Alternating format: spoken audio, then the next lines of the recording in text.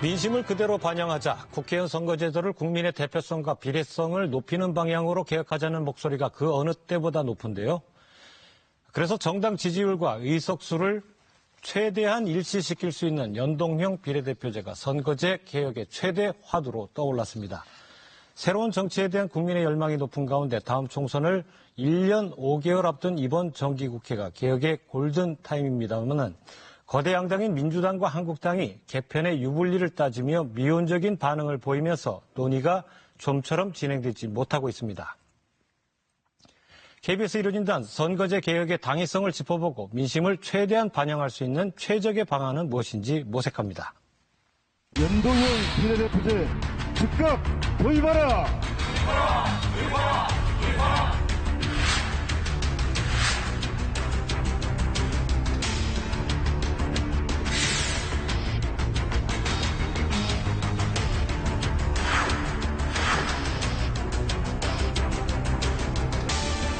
우리가 손해를 좀 보더라도 연동형 비례대표제는 가정길이다 이렇게 기대했습니다. 그럼 그렇게 해야죠. 왜 지금 하셨다는 얘기합니다.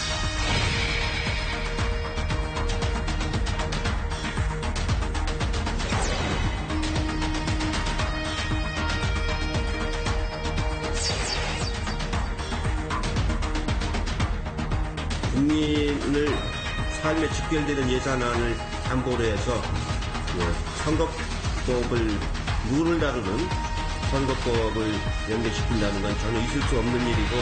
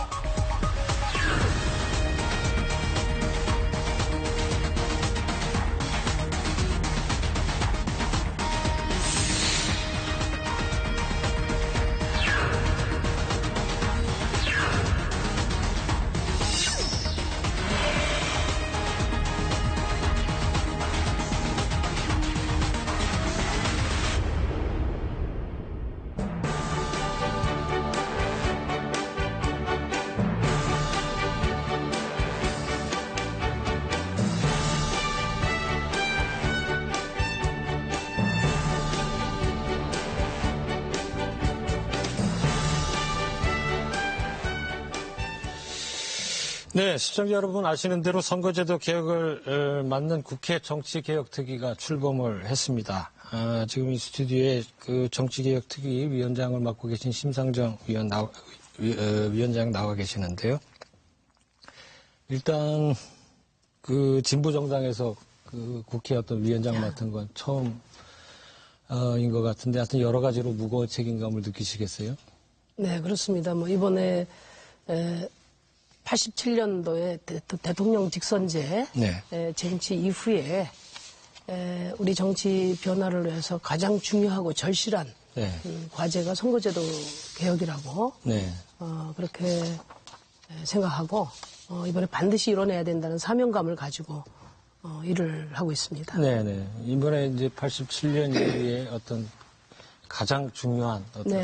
그 개혁이다 이렇게 말씀하셨는데 그러면 지금 뭐가 잘못돼 있다는 걸 전제로 하신 것 같은데 그거는 강 교수님한테 네, 제가 말씀드리겠습니다. 예.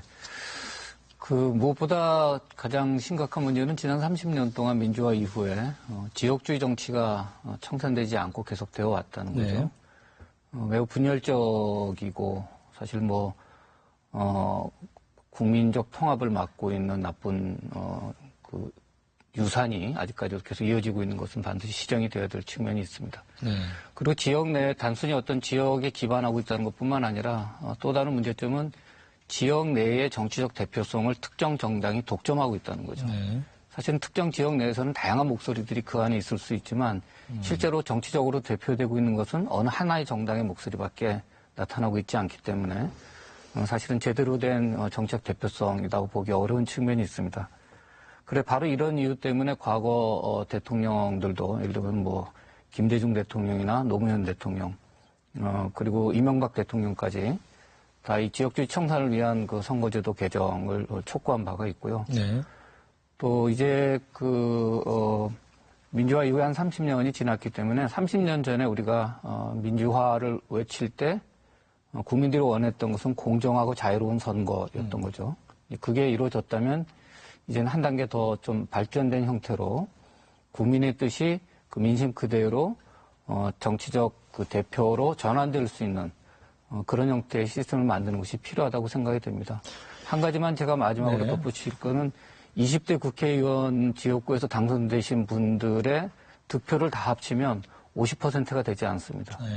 그러니까 50% 이상의 유권자들의 뜻은 사실은 사표로 버려지고 있기 때문에 올바른 그 민주주의가 지금 제대로 안 이루어지고 있다고 평가할 수 있습니다. 그렇군요. 50% 이상이나 사표가 지금 된 결과가 20대 때의 결과군요. 이번이 골든타임, 제가 앞서서도 그 오프닝에서 골든타임이라고 얘기를 했는데, 왜 골든타임이라고 얘기를 하고 있는 거죠? 그러니까 이제 매년 거의 매년 정치개혁 특위가 구성이 돼서 선거제도 개혁 논의가 있었습니다. 지금 강 선생님이 말씀하셨지만 현행 선거제도가 매 선거마다 평균 52%의 사표를 발생시키고 정당의 지지율과 의석수의 괴리가 크고요. 또 영호남 지역주의를 고착화시켜 왔기 때문에 바꿔야 된다는 데 대해서는 다 공감이 형성돼 있습니다. 그렇지만 매번 현행 선거제도로 부당한 추가 의석을 확보해 왔던 양당이 소극적이거나 반대했기 때문에 좌초된 것이거든요. 근데 촛불 이후에 우리 사회의 화두가 개혁입니다. 그런데 우리 국민들은 그 어떤 개혁보다도 국회 개혁이 가장 먼저 이루어져야 된다는 게 확고한 생각이신 것 같아요. 얼마 전 리얼미터에서 국가사회기관 신뢰도 조사가 있었는데 국회 신뢰도는 1.2%로 꼴찌였단 말이죠. 1.2%면 사실상 불신임 상태입니다. 국민이 절실하게 생각하는 것을 국회가 절실하게 다루지 않고 국민이 중요하게 생각하는 것을 중요하게 다루지 않기 때문에 이 민심과 동떨어진 국회 이걸 바꾸지 않고는 우리 대한민국 사회가 앞으로 나갈 수 없다. 이제 이게 국민들의 판단이고 그래서 그 어느 때보다도 국민들의 관심이 높습니다. 그리고 지난 수년간 논의 과정에서 어쨌든 이 비례성을 높이고 또 지역주의를 완화할 수 있는 그런 연동형 비례대표제로 바꿔야 한다 하는 확고한 방향이 설정이 됐다고 봐요. 지금 국민들의 60% 이상이 연동형 비례대표제를 지지하고 있거든요. 그런 점에서 국민들의 국회 개혁에 대한 열망이 높고 또 이제 거대 양당을 포함해서 국회도 더 이상 자신의 기득권을 그대로 유지해가기 어렵다는 인식을 하고 있고 또 개혁의 방향도 어느 정도 섰기 때문에 이번 정개특위는 논의를 처음부터 하는 것이 아니라 그동안에 논의된 토대 위에 공감대 위에 사실은 거대 양당의 결단으로 선거제도 개혁을 실현시켜야 될 국면이라고 봅니다. 지금 우리 심 위원장께서는 국민에 대한 어떤 개혁 요구 상당히 높고 이번 선거제 개혁에 대한 어떤 기대도 높다. 이렇게 말씀하셨는데 강 교수님은 어떻게 지금 이 선거제 개혁에 관한 국민 여론은 어떻다고 보고 계시나요? 네, 선거제도 개혁을 왜 해야 되느냐가 이제 필요할 것 같습니다. 그런데 결국은 우리 위원장님 말씀하셨던 대로 결국은 정치를 바꿔야 된다는 필요성에서 출발하는데요. 저는 지금 선거제도 개혁의 논의가 과거 어느 때보다 이렇게 높은 여론의 지지나 국민적 관심사가 되고 있는 이유는 이게 촛불의 흐름의 연장선상에 있다고 저는 보는 거죠. 그러니까 당시 촛불 집회에서 터져나왔던 민심이 이제 우리 정치를 뜯어 고쳐야 된다라는 거였기 때문에 그럼 어떻게 뜯어 고치냐에 대한 매우 구체적인 강론의 한 형태로 저는 가장 중요한 것이 역시 선거제도라고 생각이 되고 바로 그런 이유 때문에 많은 국민들이 지금 관심을 갖고 계시다고 생각이 됩니다. 한 말씀만 좀 보태면요. 그러니까 국회를 총체적으로 개혁해야 되지만 왜 선거제도인가? 현행 선거제도가 국회 구성부터 투표 민심을 왜곡하고 있기 때문이라고 생각하고요.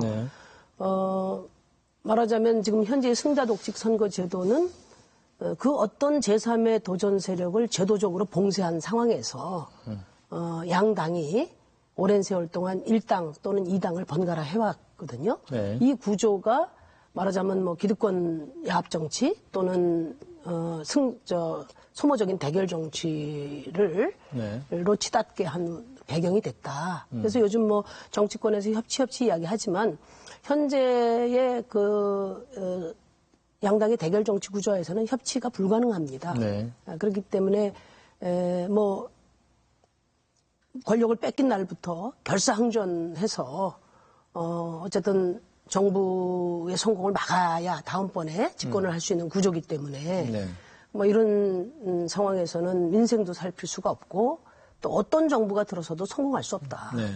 그런 점에서 선거제도 개혁이 너무나 절실한 과제라고 봅니다. 네.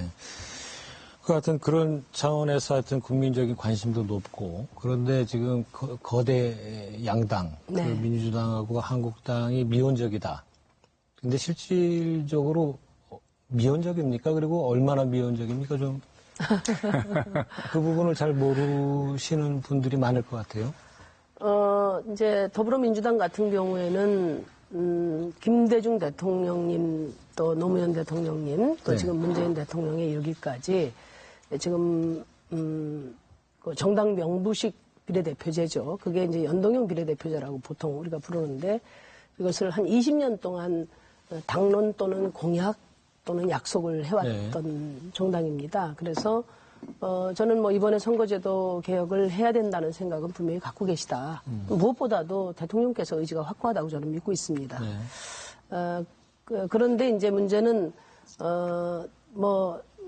어쨌든 선거제도 개혁이 결국은 당의 유불리와 연계돼 있다 보니까 이제 이런 유불리에 대한 어떤 고려 같은 것들이 아직 그 확고한 어떤 개혁의 구체적인 프로그램으로까지 이렇게 제시되지는 않은 상태라고 좀 말씀드릴 수 있고요. 그다음에 자유한국당 같은 경우에는 그동안의 선거제도 개혁 자체를 가장 반대해왔던 정당입니다. 그리고 현행 선거제도로부터 가장 큰 수혜를 받았던 그 세력이기도 하고요. 근데 최근 들어서 김성태 원내대표께서 야3당이 주장하는 연동형 비례대표제에 공감하고 또 동의한다. 이런 원칙적인 입장을 밝혔어요. 그래서 과거보다는 선거제도 개혁의 필요성에 대해서 공감하고 있고 뭐 어떤 식으로든지 피해갈 수 없다. 이런 생각은 하고 계시지 않나 저는 그렇게 믿고 있습니다. 네. 저는 이제 어떤 모습이 미온적으로 비치나 또 위원장님이 어떻게 생각하나를 여쭤봤는데 살짝 피해가시는 것 같아서 그 부분은 그냥 넘어가도록 하겠습니다. 지난주에 이 예산안과 선거제도 개혁 문제를 연계시키는 게 아주 핫 이슈였는데 그게 되지 않아서 손학규 대표하고 이정미 대표가 단식에 들어가는 일도 있었는데 말이죠. 강 교수님은 어떻게 보세요? 이게 예산안 연계의 필요성이 있다고 보시나요? 어떻게 보시나요? 그건 제가 참 답하기 참 어려운 부분이 있는 것 같은데요. 하여튼 뭐 원칙적으로 보게 되면 예산안은 예산안의 문제고 선거제도는 선거제도의 문제이기 때문에 원칙적인 측면에서 본다면 꼭 연계하는 걸 잘했다고 보기는 어렵습니다. 근데 지금 이제 현재의 상황에서 소수당이 행할 수 있는 어떤 정치적인 영향력이 매우 제한되어 있는 상황에서 선거제도라고 하는 이런 어떤 중요한 개혁을 관철해내기 위해서 할 수 있는 아마 유일한 그 방법이 아니었을까 하는 그런 측면에서 이해는 하고 있습니다. 네. 사실 정개특위 시한도 12월 말까지고요. 또 연장도 가능한데 이 예산안하고 꼭 연계를 해야 되느냐, 또 연계가 안 됐다 그래서 또 이렇게 농성에 들어가야 되느냐 그런 부분에 좀 의문이 있거든요. 그러니까 이제 현안과 예산안을 연계했던 것은 우리 정치의 오래된 모습이거든요. 물론 전혀 종류가 다른 사안을 연계해서 힘겨루기를 하는 이런 관행은 우리가 또 극복해야 될 관행 중에 하나라고 저도 생각을 합니다. 그런데 지난 30년 동안 22회나 이제 연계가 돼서 예산안 처리가 지연됐었는데 사실 이런 관행은 양당이 그동안에 만들어낸 거죠. 지금 더불어민주당이 야당인 시절도 2016년만 하더라도 법인세 개정 문제를 가지고 이제 연계가 됐었고, 또 뭐 2013년, 11년 계속 연계를 했었습니다. 그런 사안을 염두에 둔다면은 그 중요성이나 시급성의 측면에서 선거제도를 연계하는 것을 비난할 수는 없다. 저는 그렇게 말씀드릴 수 있고요. 또 예산안 시한 문제를 말씀을 하시는데 법적 시한은 다 지켜져야 됩니다. 예산안 시한뿐만 아니라 선거제도 개혁도 시한이 있습니다. 근데 지금까지 선거제도나 정치개혁과 관련해서는 뭐 국회법을 지키는 것 자체가 오히려 생소할 정도로 그동안에 그 법을 안 지켜왔거든요. 일단 정개특위가 1차 시한이 12월 말이고요. 또 2020년도에 우리가 총선을 치르려면은 내년 4월에는 선거구 획정이 완전히 끝나야 됩니다. 그러면 선거구 획정을 이렇게 하라 하는 방향이 이제 선거제도이기 때문에 이것은 이제 이달 12월 말까지 마무리를 해야 또 정상적으로 선거구 획정이 이루어질 수 있거든요. 그래서 예산안 시한만 중요한 것이 아니라 선거제도 시한도 중요하다. 그게 이제 야3당의 입장이거든요. 그런데 예산안 법적 시한을 강조하면서 야3당이 이야기하는 선거구제 합의를 패싱을 했어요. 과거에 이제 노무현 전 대통령께서는 선거제도 개혁을 위해서 대연정을 제시를 하셨는데 이번 이제 양당은 선거구제 개혁을 외면하는 대연정을 한 게 아닌가 이렇게 야3당이 이제 크게 문제 제기를 하고 있는 상황입니다. 예산안하고 그 선거제도하고 연계를 한다는 게 좀 두루뭉술해서 그런데 그러면 선거제도의 구체적인 내용까지 그 확정을 하는 거를 의미합니까? 아니면 어떤 원칙적인 어떤 합의와 예산안과 연계를 얘기합니까? 정확히 뭡니까?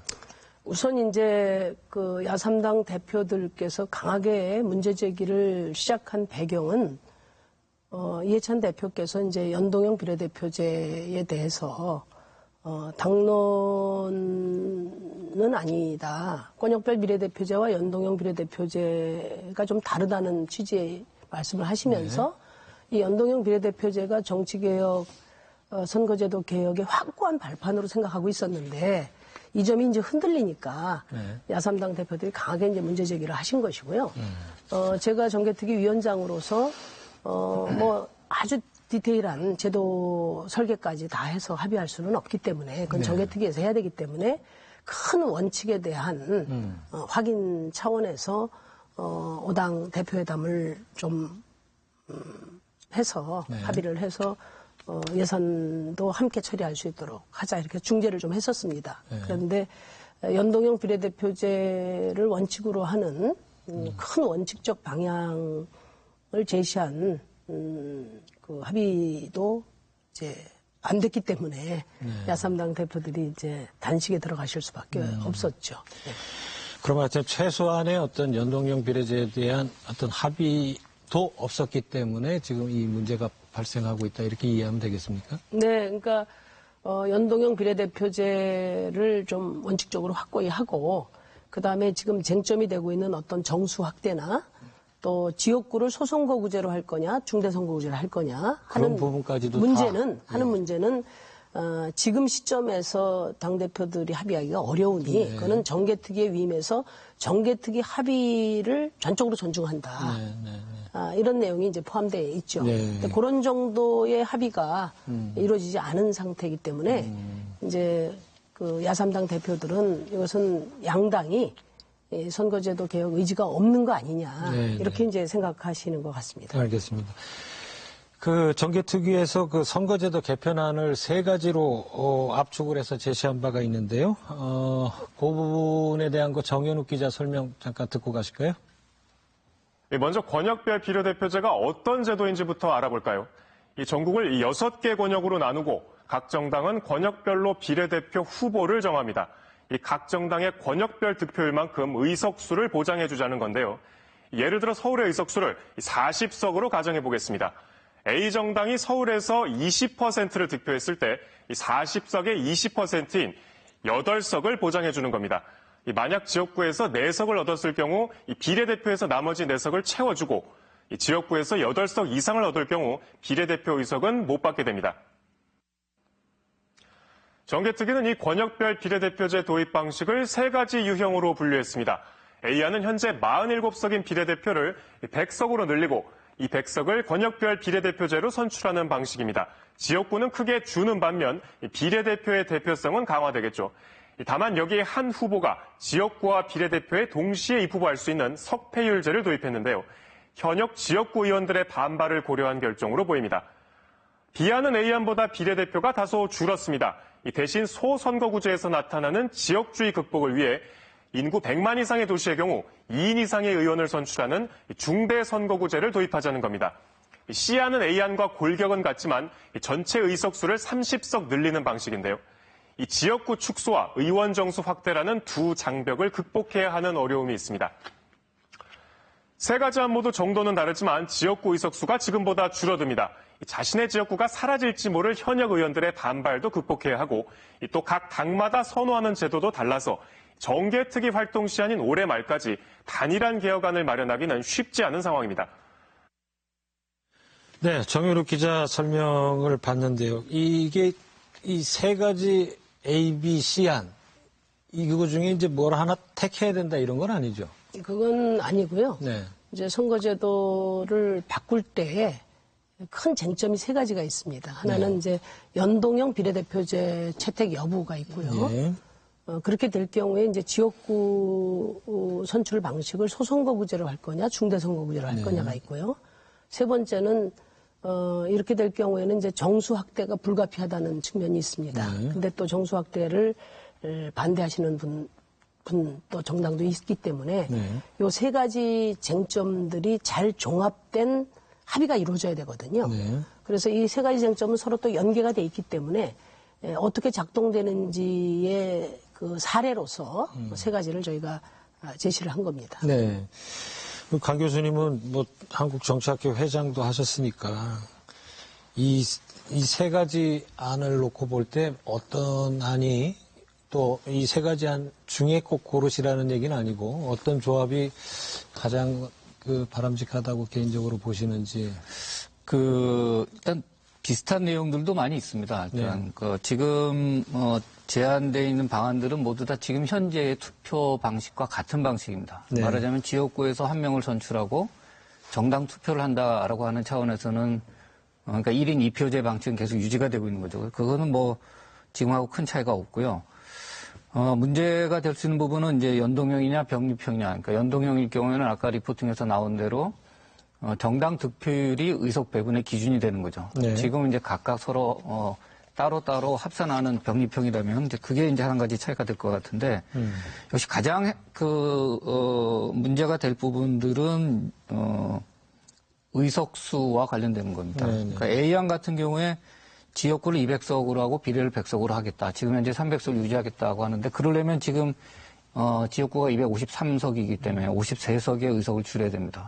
네. B안도 225하고 75로 했기 때문에 여기도 28석을 의석을 줄여야 되는데 이게 현실적으로 과연 가능할 거냐에 대한 문제가 있습니다.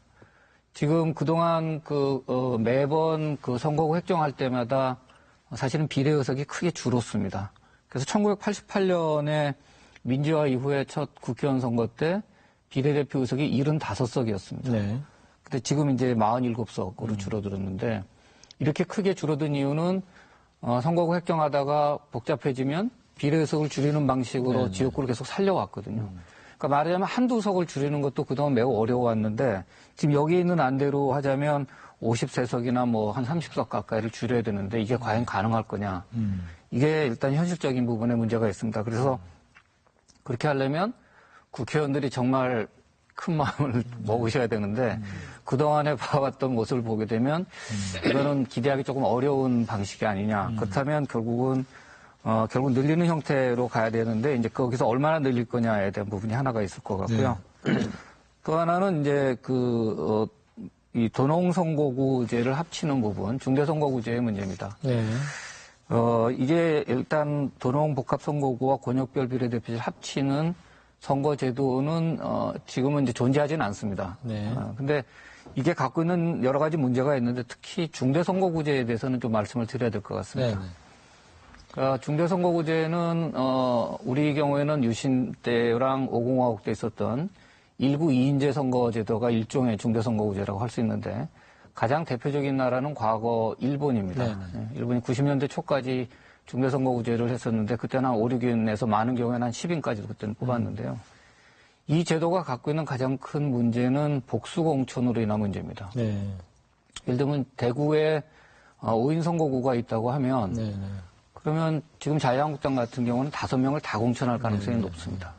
근데 한 지역구에 자유한국당이 1명인 경우에는 대구 지역의 유권자들이 내가 그동안 찍어왔던 정당을 공천을 받은 사람이 1명이기 때문에 정당이 뚜렷한 선택의 기준이 됩니다.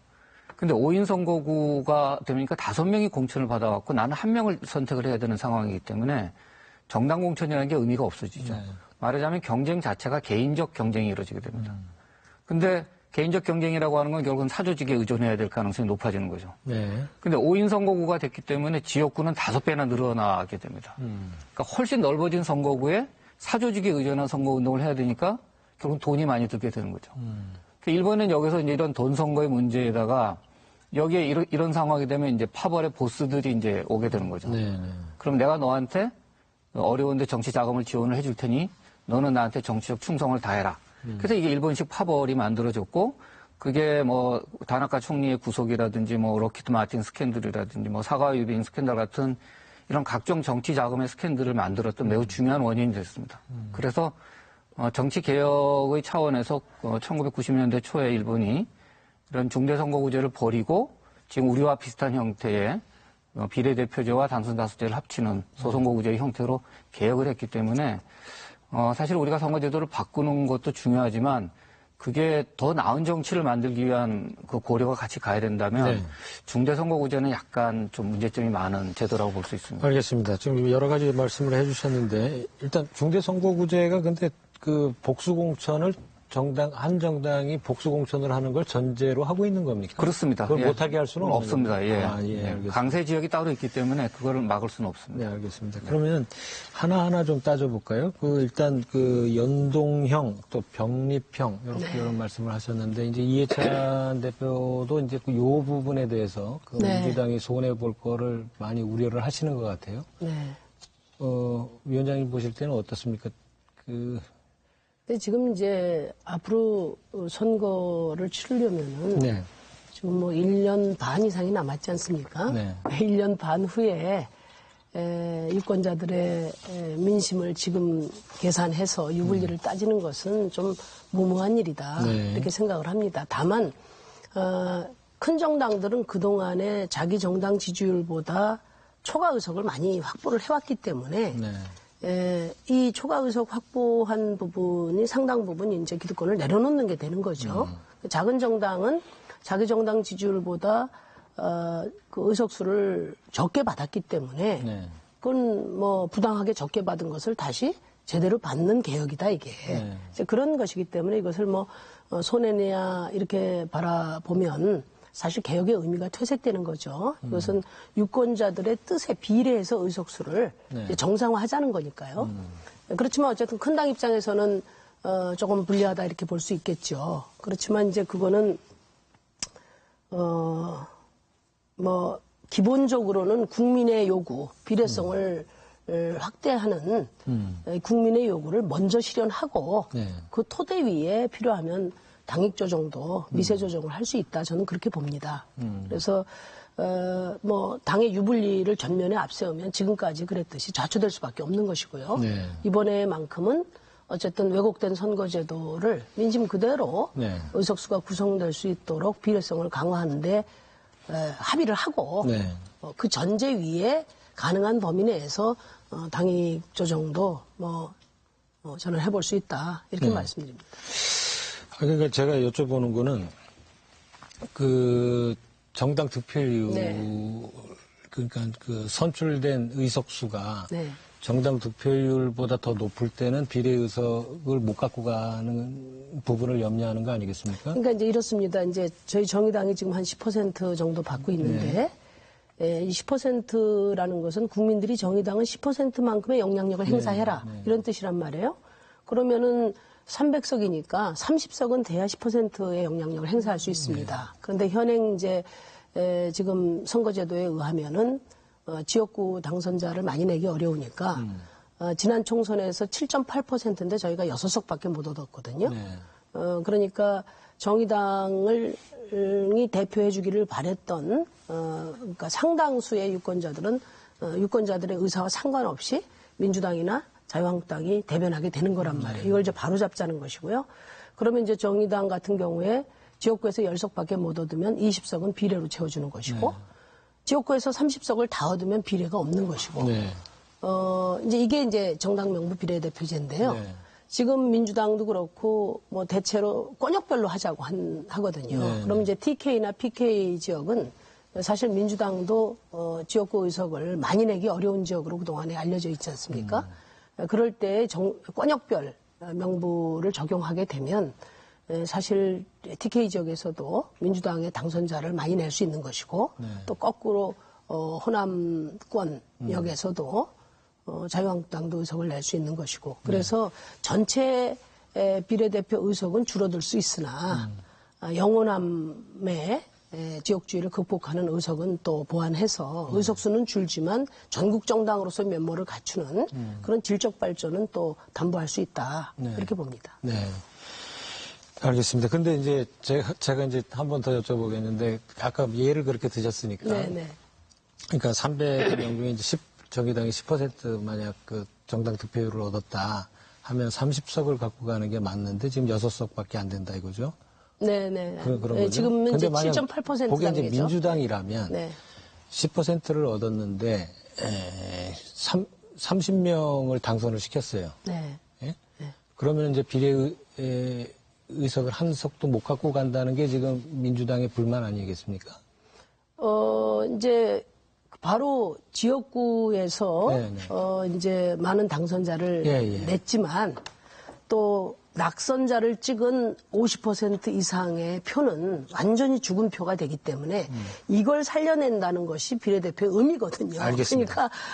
그러니까 알겠는데 잠깐만요. 네네. 그래서 만약 민주당의 경우에 10% 정당 득표율을 얻고 30석의 그 지역구 의원을 당선을 시켰어요. 네. 이렇게 될 때는 비례대표를 한 명도 못 갖고 간다.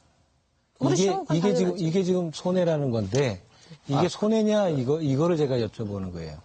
이게 그러니까, 과연 아니 그건 제가 좀 말씀을 드릴게요. 그러니까 지금 이제 민주당 입장이 이런 거죠. 지금 과반 예를 들면 열린우리당 시절에 152석으로 과반을 차지한 적이 있었지만 그때 열린우리당이 50% 이상을 득표한 건 아니거든요. 그렇죠. 예. 그러니까 그 정도 50% 아니더라도 우리가 과반 얻을 수 있는 기회가 있었는데 지금은 정당 지지율이 예를 들면 40%면 40%만큼의 의석을 갖게 되니까 지금보다 불리하다. 이게 이제 사실은 전제되어 있는데요. 근데 역으로 생각하면 그게 늘상 그럴 수가 없다는 거죠. 예를 들면 지금 이번 지방선거 결과를 보면 민주당이 크게 앞섰지만 예를 들면 자유한국당이랑 민주당이 똑같은 입장일 테니까 울산에서의 기초단체장, 그러니까 구청장 5석을 다 민주당이 다 차지했습니다. 사상 처음으로. 그 이전까지는 한 번도 차지한 적이 없었는데. 그럼 예를 들면 그 울산에서 있는 기초자치단체장 선거에서 민주당이 100%를 얻었느냐 이거죠. 그러니까 매우 근소한 차이로 어느 한쪽이 싹쓸이를 해가는 게 이제 계속 반복되어 왔기 때문에 그동안에는 이제 영남 지역에서 자유한국당, 한나라당 계열 정당들이 그런 형태의 혜택을 보아왔는데 이번 지방선거를 통해서는 이제 서로 그렇지 않다는 게 확인이 된 거죠. 그러니까 어느 쪽도 지금 안심할 수 없는 상황이 되는 겁니다.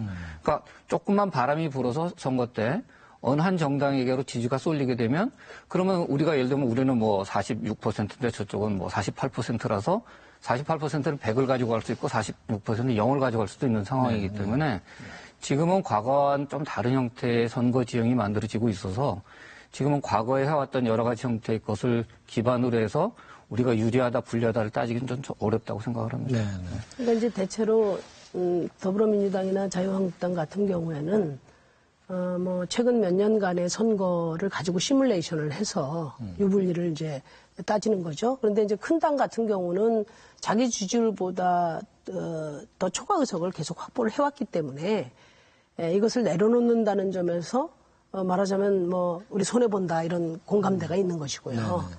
이제 소수 정당 입장에서는 그게 왜 손해냐? 원래 부당한 초과 의석인데 그건 기득권이니까 내려놓으라는 거다 이런 것이고.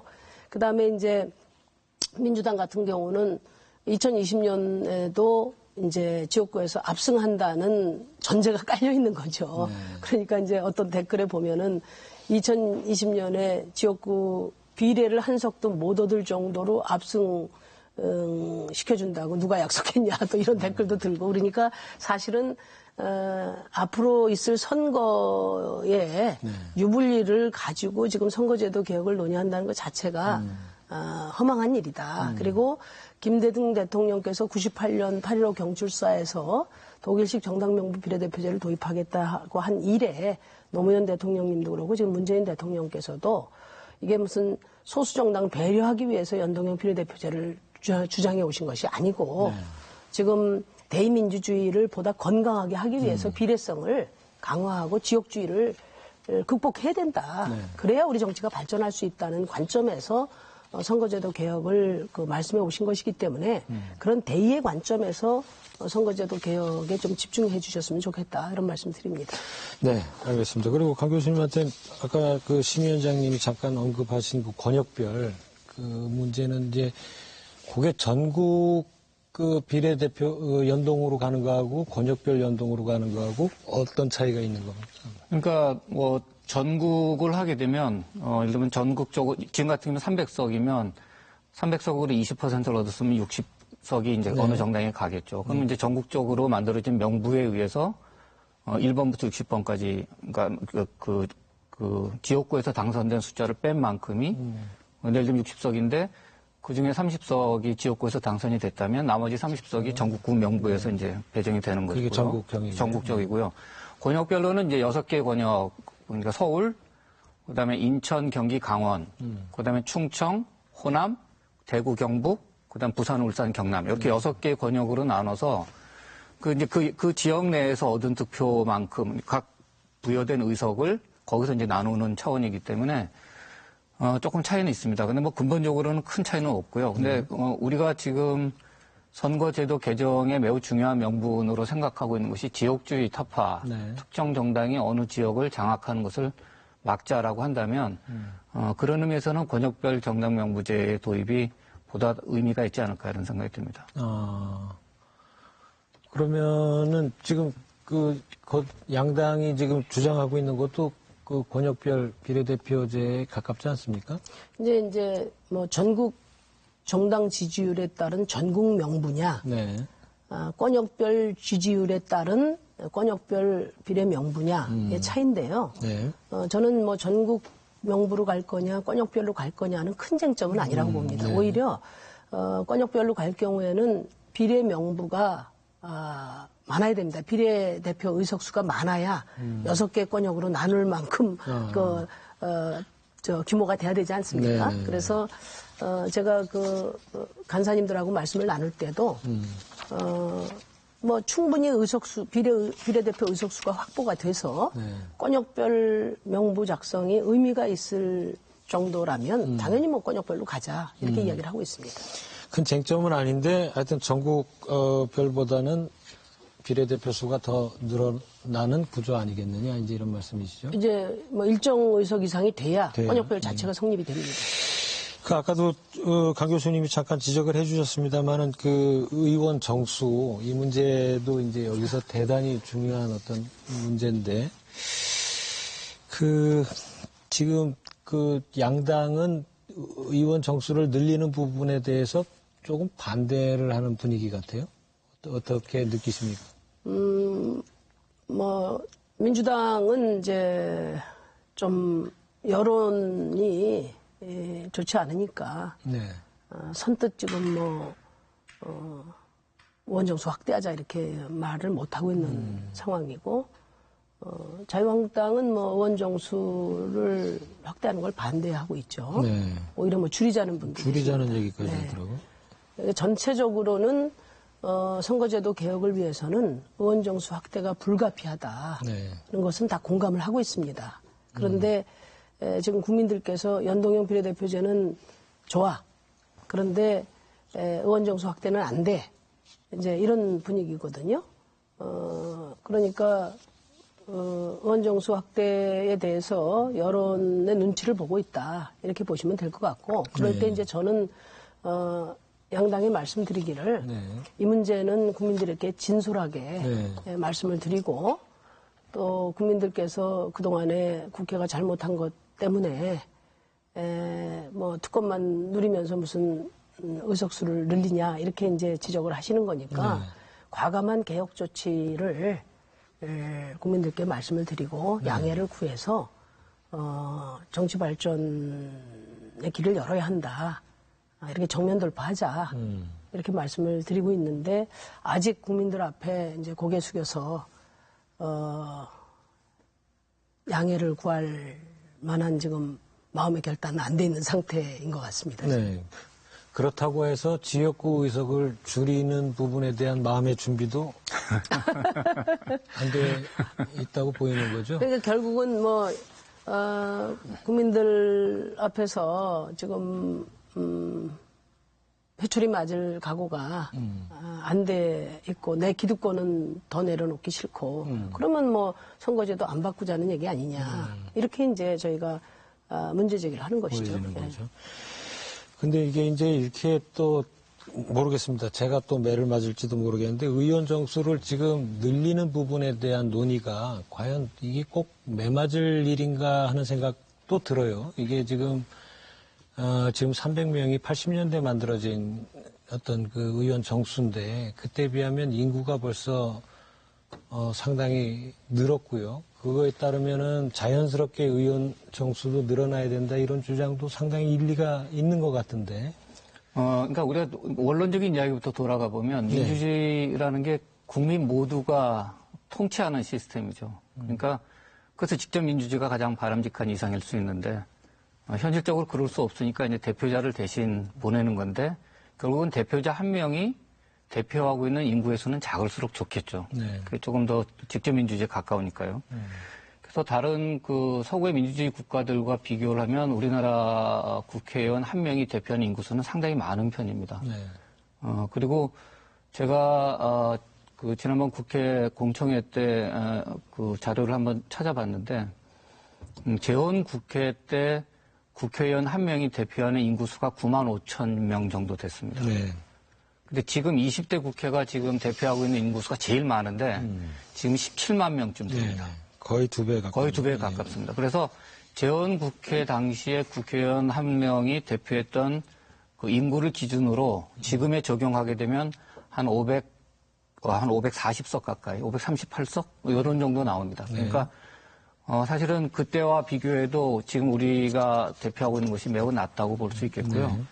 그리고 또 하나 좀 말씀드리고 싶은 부분은 국회의원, 지금 현재 국회의원들이 잘 못하고, 아까 우리 신 위원장님도, 신뢰도가 1점 몇 %밖에 안 된다. 이것 때문에 그렇긴 한데, 사실은 국회의원 숫자가 늘어나면 그만큼 국회의원들이 갖고 있는 권위나 특권도 자연히 줄어들 수밖에 없습니다. 과거에 대법원에서 대법관 늘리자고 하는 거에 대해서 대법원 자체에서 반대하지 않았습니까? 그러니까 그거랑 비슷한 형태인 거죠. 늘어나게 되면 아무래도 권위도 좀 줄어들고 또 보다 많은 사람들이 쉽게 국회의원이 될 수 있는 가능성도 열리는 거기 때문에 그 부분에 대해서는 좀 지나치게 어떤 정치적인 불신 때문에 오히려 그 불신을 넘어서야 되는 정치개혁을 지금 사실 막고 있는 상황이라서 우리가 국회의원 정수를 늘리는 부분들은 그냥 감정적인 부분에 의해서 평가할 것이 아니라 좀 냉정하게 이 사안에 대해서는 좀 바라볼 필요가 있다는 말씀을 드리고 싶습니다.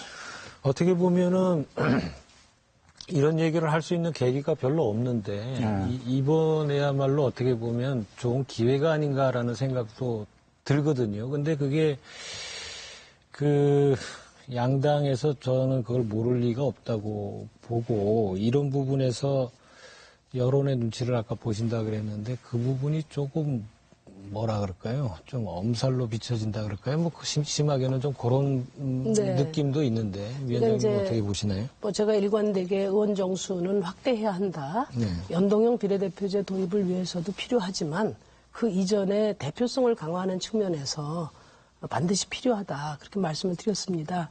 아까도 뭐 우리 강 선생님이 잘 설명을 하셨지만은 네. OECD 국가를 기준으로 할 때 국회의원 한 명이 평균 9만 6천 명, 6, 7천 명을 대표하는데 네. 우리나라는 17만 명을 대표한단 말이죠. 국민들을 좀 더 촘촘히 대변한다는 차원에서 강화될 필요가 있다. 이런 그 말씀을 드렸는데 이제 중요한 것은 뭐 국민들께서 그동안에 국회가 뭐 뭘 잘한 게 있냐 이렇게 지적하시는 것에 대해서 그 불신에 대해서는 저는 뭐 타당한 지적이다 이렇게 말씀을 드리지만 국민들께서 그렇게 개탄하고 또 질책하시는 그런 표현의 그 마음 한가운데는 더 좋은 정치를 열망하는 마음이 더 크다고 저는 보거든요. 그런데 이제 뭐 국회에서 큰 정당들이 의원 정수 확대를 반대하는 이유는 저는 사실은 특권이 제한되고 기권이 축소되기 때문에 반대하는 측면이 크다 이렇게 봅니다. 말하자면 제가 제안한 것은 360명으로 확대하되 현재 300명이 쓰는 예산을 동결한 상태에서 이것을 60명을 더 확대해서 사용하도록 하자는 아니거든요. 그러려면 세비도 좀 줄어들게 되고 여러 가지 면에서 뭐 좀 개인이 한 사람 국회의원이 쓰는 예산이 줄어들게 됩니다. 그것뿐만 아니라 의원 숫자가 늘어나면은 권한도 그만큼 축소되는 것이죠. 그래서 제가 늘 말씀드리기를 국회 특권 중에 가장 큰 특권은 300명이라는 희소성이다. 이 희소성이 왜 특권이냐? 로비를 하기도 쉽고요. 그 다음에 의원 수가 적으면은 아무래도 힘 있고 돈 있는 분들이 많이 국회의원을 하게 됩니다. 그러니까 의원 정수를 확대해서 국민의 눈높이에 맞는 그런 그 국회의원들을 많이 그 배출하고 또 특권도 좀 줄이고 이렇게 해나가는 것이 국민들이 왜 특권 늘려라는 데 대한 오히려 정직한 답일 수 있다고 보고요. 그런 점에서 국회의원 정수를 늘리면 안 되고 또 오히려 줄여야 된다는 분들은 특권을 내려놓자는 것도 당연히 반대하실 겁니다. 그래서 저는 한편으로 우리 국민들이 국회에 대한 불신 때문에 의원 정수 확대를 반대하시는 그 심정은 이해하면서도 또 한편 그것을 방패막이 삼아서 그동안에 기득권을 유지하고자 하는 그런 또 정당이나 세력도 있다는 점을 우리가 같이 봐야 된다 이렇게 생각합니다. 비용 말씀하셔서 그런데 하나만 제가 좀 추가를 하자면 사실 국회의원들이 늘어나면 제일 피곤해할 사람들은 저는 행정부 아닐까 이런 생각이 들거든요.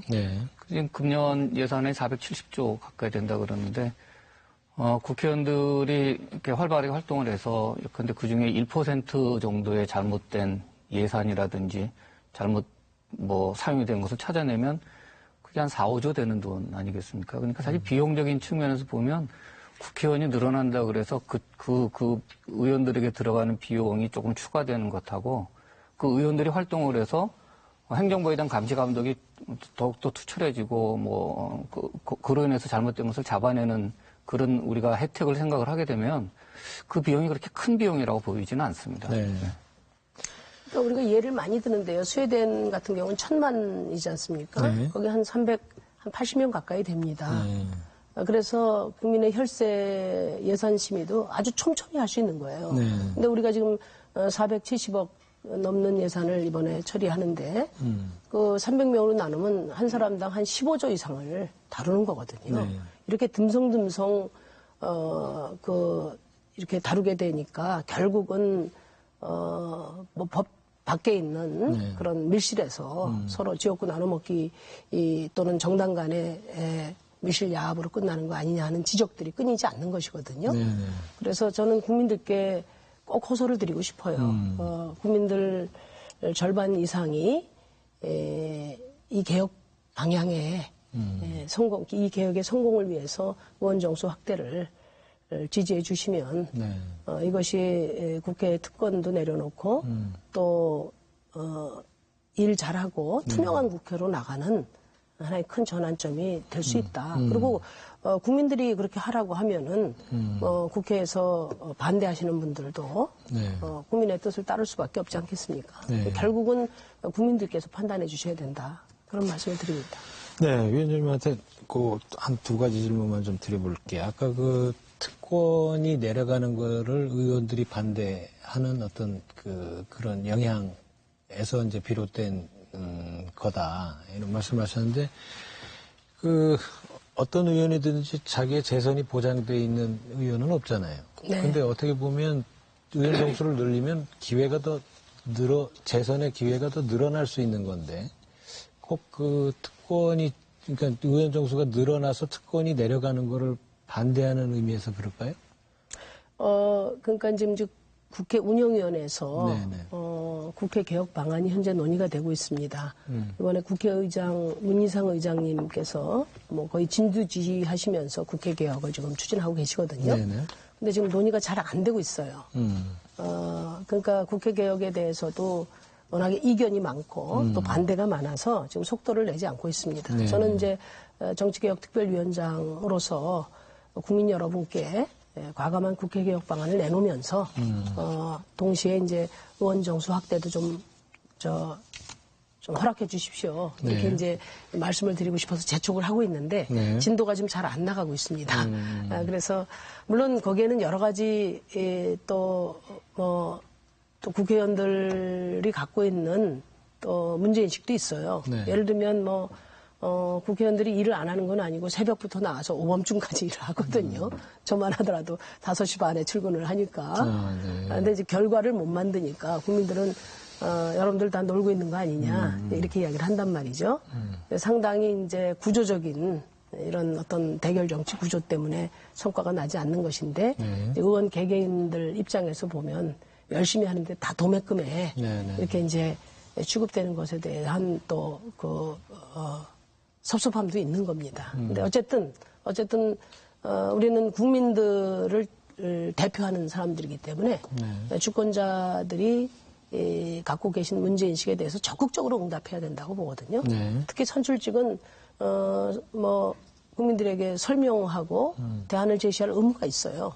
그런 점에서 이번 기회에 좀 과감하게 좀 더 개혁을 하자. 물론 그동안에도 점진적으로 개혁이 이루어져 왔습니다. 지금 국회에서 출판 기념회 한 몇십 미터씩 이렇게 화한 늘어서 있는 그런 출판 기념회 보기 어렵거든요. 또 국회의원 겸직 금지도 됐고 또 친인척 보좌관 채용도 금지가 됐고 또 20년 수건 과제인 특수활동비 폐지도 노회찬 전 대표님께서 주도하셔서 실현을 해냈습니다. 그래서 저희가 어렵지만은 힘겹지만 한 발 한 발 나가고 있는데 선거제도 개혁이 이루어지는 것이 국회를 획기적으로 바꾸는 그런 하여튼 가늠자와도 같은 그런 절박함이 있기 때문에 국민 여러분께서 좀 적극적으로 뒷심을 보태주셨으면 합니다. 네. 제가 두 가지를 여쭙겠다는데 나머지 한 가지는 조금 이따 여쭤볼게요.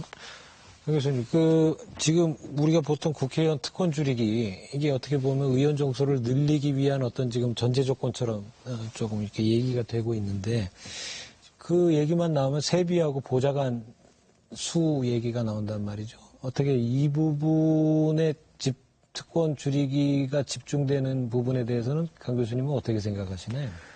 그게 현실적으로 어떤 구체적인 사안에 대해서 많이 알고서 이야기됐기보다는 어쨌든 국회의원들이 특권을 누리고 있는 집단으로 국민들이 많이 보고 계시기 때문에 나와 있는 것 같고요. 세비 같은 경우에는 필요하다면 줄일 수도 있고 그렇지만 과거에 비해서 정치 자금과 관련된 투명성이 많이 좀 높아진 상황이고 또 불법 정치 자금 관련된 부분이 그동안 많이 개선이 됐기 때문에 사실은 세비에 의존하고 있는 의원들이 거의 대부분이라고 보셔야 될 것 같습니다. 그래서 사실은 국민들이 알고 있는 것보다는 그 의원분들이 세비를 가지고 충분히 넉넉하지 않다고 생각하시는 분들도 사실 많은 상황이고요. 보좌관 관련된 부분은 여러 가지 문제가 많이 있습니다만은 우리나라가 그동안 행정부가 계속 비대해온 반면에 입법부의 역할이라는 게 그동안 매우 오랜 권위주의 시대 동안에 매우 제한을 받아왔기 때문에 사실은 매우 심각한 정보의 비대칭성이 있습니다. 네. 그러니까 행정부가 갖고 있는 그 수많은 정보와 자료, 거기다 수많은 연구기관을 갖고 있는 거에 비해서 국회가 그걸 할 수 있는 역할이라고 하는 것은 최근에 만들어졌던 이제 몇몇 입법조사처라든지 예산정책처 같은 이런 일부 지원기관 이외에는 결국은 의원들의 보좌진에 의해서 그건 지원을 받을 수밖에 없는 상황이라서 그러니까 국회의원들이 다 못마땅하고 보기 싫으니까 그냥 다 싸잡아서 다 특권이라고는 합니다만은 사실은 현실적인 부분을 우리가 좀 고민해 볼 필요는 있다고 생각이 들고요. 그래서 제가 이제 국회는 왜 특권층으로 보일까? 근데 결국은 국민들의 의사를 제대로 반영하지 못한다는 거 아니겠습니까? 네. 그러니까 보통 때는 자기 마음대로 하다가 선거 때가 되면 가서 지역주에 호소하면 되는 거죠.